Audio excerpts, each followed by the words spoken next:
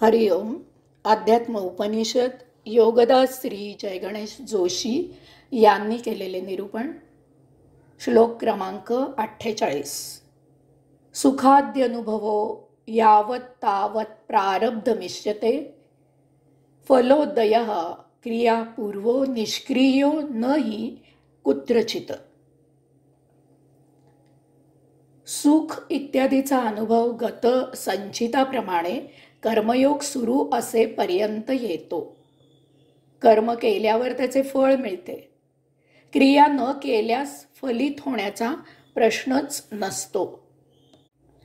ऋषी सांगतात की सुखाचा अनुभव गत संचितानुसार कर्मयोग सुरू असेपर्यंत येत असतो. गत संचितानुसार कर्म करणे म्हणजेच कर्मयोग असतो. तरच गत संचित संपुष्टात येते. तसे नसेल तर ते कर्म कृती होईल. त्यात योग साध्य होणार नाही, संचित संपणार नाही, त्यात भर मात्र घातली जाईल. तेव्हा पहिला मुद्दा असा आहे की गत संचित संपायला हवे असेल तर कर्मयोग करावा लागतो. नियतीने जे कर्म समोर आणले आहे ते नैसर्गिकपणे स्वीकारून करावे लागते. त्यानुसार आचरण असावे लागते. अशा प्रकारे कर्मयोग केल्यास त्यामुळे सुखाचा अनुभव येतो. कारण आपले संचित संपत आहे हीच सुखावह गोष्ट असते. त्यावेळी जरी द्वंद्वाच्या नियमाप्रमाणे दुःख निर्माण झाले तरी ते विना तक्रार कुरबुर न करता सहन केले जाते. कारण गतसंचित कमी होत आहे याच्या सुखापुढे ते दुःख हलके वाटते. एखाद्याला दुर्दैवाने कर्ज झालेले असते. ते फेडण्यासाठी तो थोडी आर्थिक झळ सहन करतो, काटकसर करतो आणि काही ठराविक रक्कम देऊन हप्त्याने कर्ज कमी कमी करत आणतो. अशा वेळी काटकसरीमुळे होत असलेल्या त्या आर्थिक टंचाईचे दुःख त्याला सहन होते. कारण कर्ज कमी कमी होत आहे याचे सुख त्याला होत असते. तसेच येथे आपले गतसंचित संपत आहे याचे सुख अनुभवास येते. त्यामुळे उद्भवणारे दुःख तो सहजच सहन करतो. परंतु ऋषी येथे एक इशारा देत आहेत, तोही आवर्जून लक्षात घ्यावा. गतसंचित संपले या कारणास्तव जर कर्मयोग थांबवला तर तो सुखाचा अनुभव येणे थांबते. याची 2 कारणे आहेत. याचे पहिले कारण असे आहे की गतसंचित संपले तरी कर्मयोग सुरूच ठेवायचा आहे.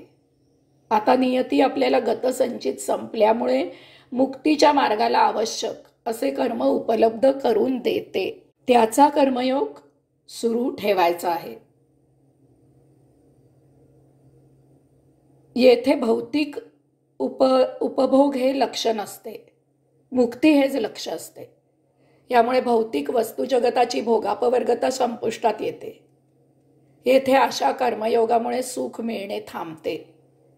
अशा वेळी त्या सुखाच्या अभिलाषेने कर्मयोग थांबवायचा नाही. तसे केल्यास पुन्हा सुखदुःखाचा खेळ सुरू होतो. त्यामुळे पुन्हा संचित निर्माण होते.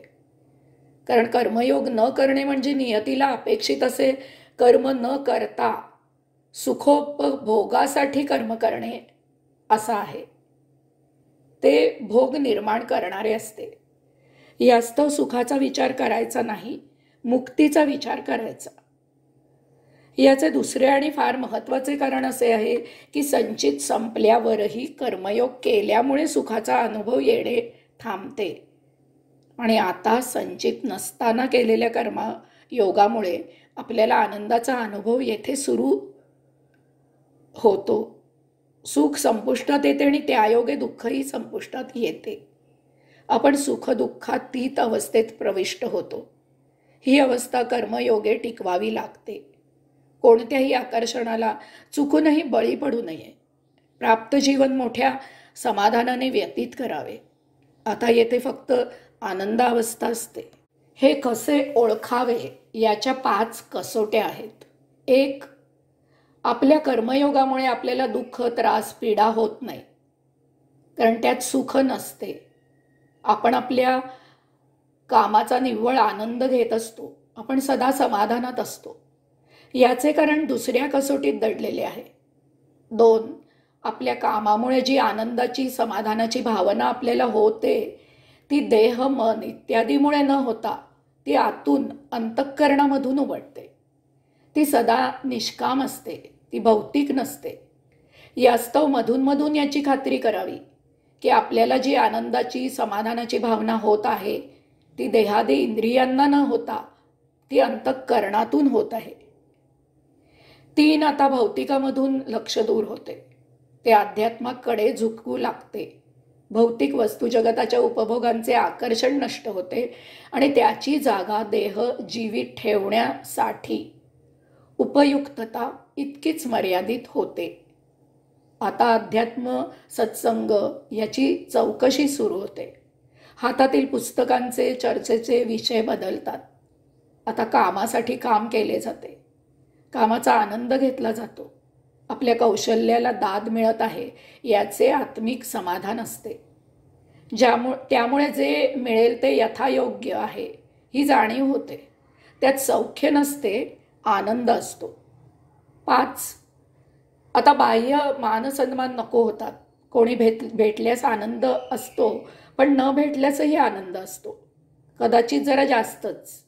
एकूणच एकांत प्रिय होतो. श्लोकाच्या शेवटी ऋषी सांगतात की कर्म केल्यावर त्याचे फळ मिळते, क्रिया न केल्यास फलित होण्याचा प्रश्नच नसतो. हे फार मोलाचे आहे. यात 2 गोष्टी लक्षात घ्यायच्या आहेत. 1. कर्मयोग सुरू असताना सुखदुःखातीत आनंदावस्था प्राप्त होते. याचा अर्थ असा नाही की आपली संचितामधून कायम करता सुटका झाली. याचा अर्थ याचा असा अर्थ नाही की आपल्या जीवनामधून सुखदुःख कायम करता नष्ट झाले. याचा असा अर्थ नाही की भौतिकामधून आपण कायम करता मुक्त झालो. कर्मयोग केला की त्या कर्माचे फळ हे प्राप्त होतेच होते. परंतु यात मूलभूत फरक असा होतो की कर्मयोग केल्यामुळे त्याचे संचितात रूपांतर होत नाही. कारण कर्मयोगात कर्त्याचा भाव नसतो. फळासाठी कर्म केलेले नसते, निष्काम कर्म केलेले असते. यामुळे जे फळ निर्माण होते ते देह जीवित राहण्यासाठी आणि तेवढ्या पुरतेच वापरले जाते. हेही नकळत होत असते, तो हेतू नसतो. 2. यथाकाळी याचा फार सुंदर परिणाम होतो. आपण कर्मयोग करत आहोत ही भावनाच निर्माण होत नाही. जसा आपला श्वास एका बाजूला होत असतो, जसा आपला देह व्यापार सहजच होत असतो, तसेच एका बाजूला आपला कर्मयोग सुरू असतो. यात वेगळेपण असे काहीही नसते. यामुळे आपल्याकडून कर्म होत आहे याचे भान हरपते.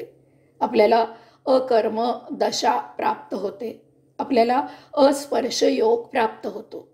आता कर्मभावच होत नसेल तर कसले फळ आणि कसले संचित. अर्थात या अवस्था कटाक्षाने कसल्याही आकर्षणाला बळी न पडता टिकवाव्या लागतात. यासाठी अध्यात्म सत्संग याला अन्य पर्याय नाही. ही खूण गाठ पक्की लक्षात घ्यावी आणि त्यानुसार आचरण करावे हे उत्तम. हरिओम.